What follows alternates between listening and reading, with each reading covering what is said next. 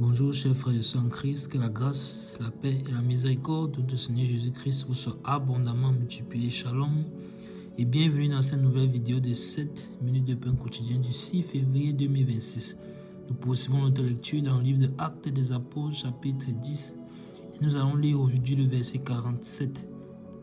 Nous avons vu dans la vidéo précédente que les disciples, les fidèles qui étaient venus avec l'apôtre Pierre dans la maison de Corneille étaient surpris parce qu'ils avaient vu que le Saint-Esprit était descendu sur ceux à qui l'apôtre Pierre était en train de parler, c'est-à-dire Corneille et toute sa maison, et tous ses enfants et tous ses amis intimes qu'il avait invités.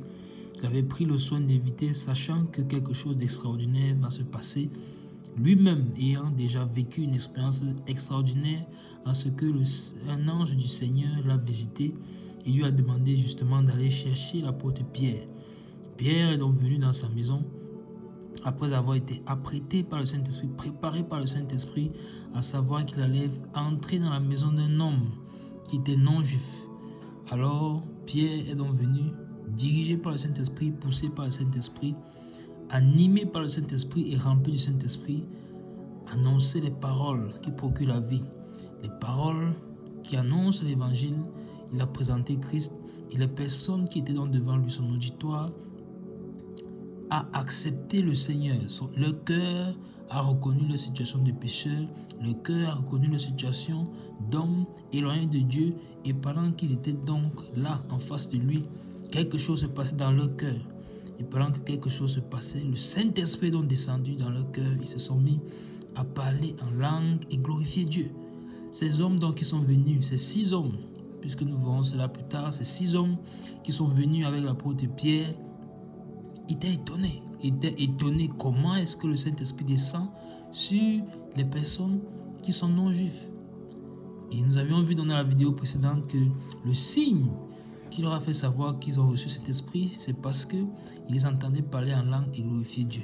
On a également précisé que le fait de parler en langue ici, c'était quelque chose, un don de l'esprit que le Seigneur a utilisé de façon consciente afin que ceux-ci puissent avoir un signe audible et visuel de ce que le Saint-Esprit effectivement est maintenant allé chez les païens, et que un autre pan du ministère, un autre pan de l'évangile dont s'ouvre, un autre pan de l'église s'ouvre, à savoir l'évangile va maintenant aller aussi vers les nations.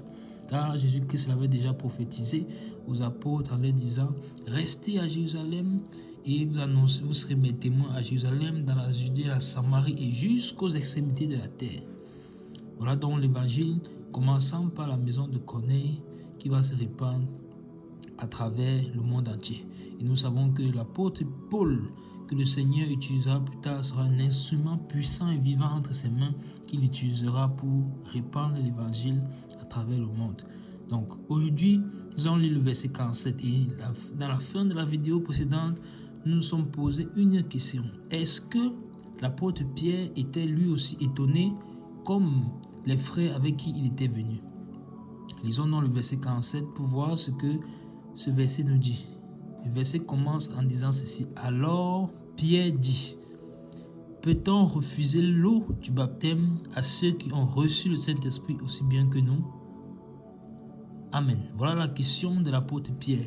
Alors Pierre dit, ça veut dire que sur la base de ce qui s'est passé, sur la base de ce qu'ils viennent de tous de voir, c'est-à-dire que le Saint-Esprit est descendu sur eux, et regardant ses frères avec qui il est venu, voyant l'étonnement dans leurs yeux, il a dit: peut-on refuser l'eau du baptême à ceux qui ont reçu le Saint-Esprit aussi bien que nous? Alléluia. Donc, l'apôtre Pierre n'est pas étonné. Il n'est pas étonné. Pourquoi il n'est pas étonné? Parce que le Saint-Esprit a pris le temps de le prévenir. Le Saint-Esprit a pris le temps de l'avertir. Il lui dit: ne regarde pas comme souiller ce que moi j'ai déclaré pur. Le Saint-Esprit a pris le temps de l'avertir. Et pendant que les frères avec qui il est venu, les disciples avec qui, les fidèles avec qui il est venu sont dans l'étonnement, lui, il avance encore un peu plus loin. Il dit: peut-on refuser l'eau du baptême? Pendant qu'eux, ils sont encore se poser les questions. Il dit: peut-on refuser l'eau du baptême? Dans lui, il a compris. Il a compris ce qui se passe. Pourquoi est-ce qu'il n'est pas surpris? Pourquoi est-ce qu'il a compris ce qui se passe? Parce que souvent de cela, Et nous l'avions vu dans l'une des vidéos, même dans plusieurs vidéos de ce chapitre 10, à cause de l'intimité qu'il avait avec le Saint-Esprit, à cause de l'intimité qu'il avait avec le Seigneur. Et donc, à cause de cette intimité, le Saint-Esprit lui a révélé des choses cachées.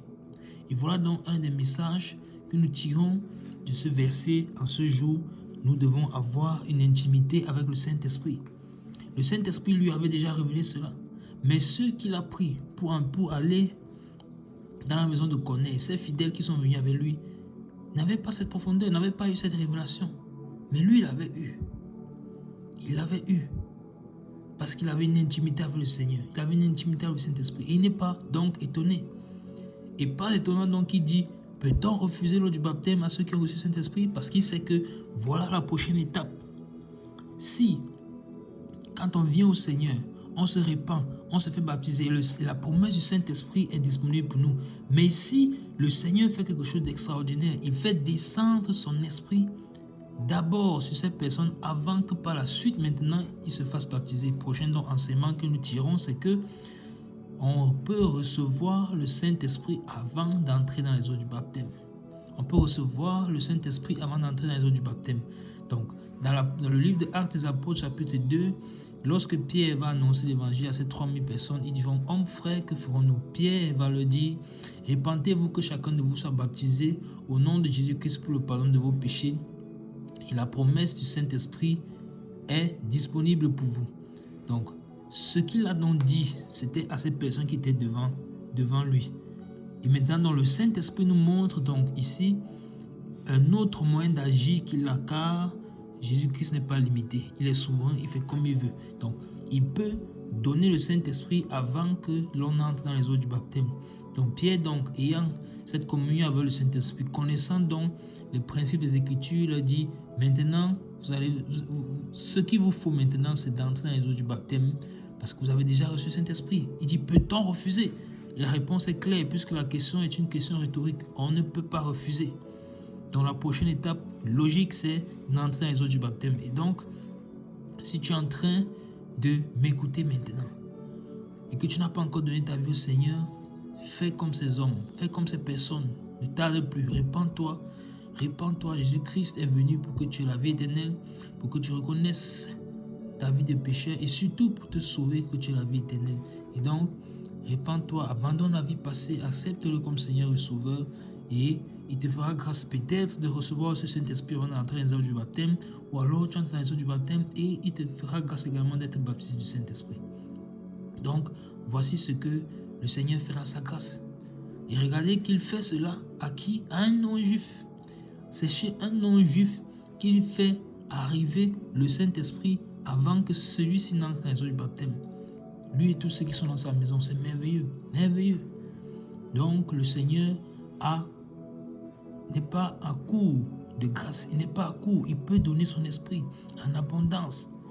Donc, si nous venons à lui avec un cœur sincère, avec ce cœur-là qui le cherche, alors il n'y a pas de limite.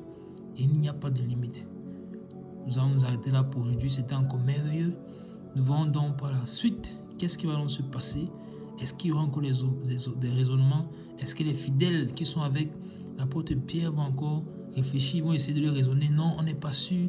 Non, ce sont des non-juifs. On ne peut pas les baptiser comme ça. Il faut d'abord qu'on se concerte avec les autres apôtres pour voir si c'est une bonne décision. Est-ce que c'est ce qui va se passer comme nous le voyons aujourd'hui? Est-ce qu'ils vont commencer à réfléchir qu'il faut d'abord qu'ils fassent des cours de baptême avant d'être baptisés? Est-ce que c'est ce qui va se passer? Nous le verrons par la grâce de Dieu. Dans la prochaine vidéo, nous arrêtons là pour aujourd'hui. C'était tout pour les 7 minutes de pain quotidien ce jour. Que la grâce, la paix et la miséricorde de notre Seigneur Jésus-Christ soit abondamment multipliée. Shalom.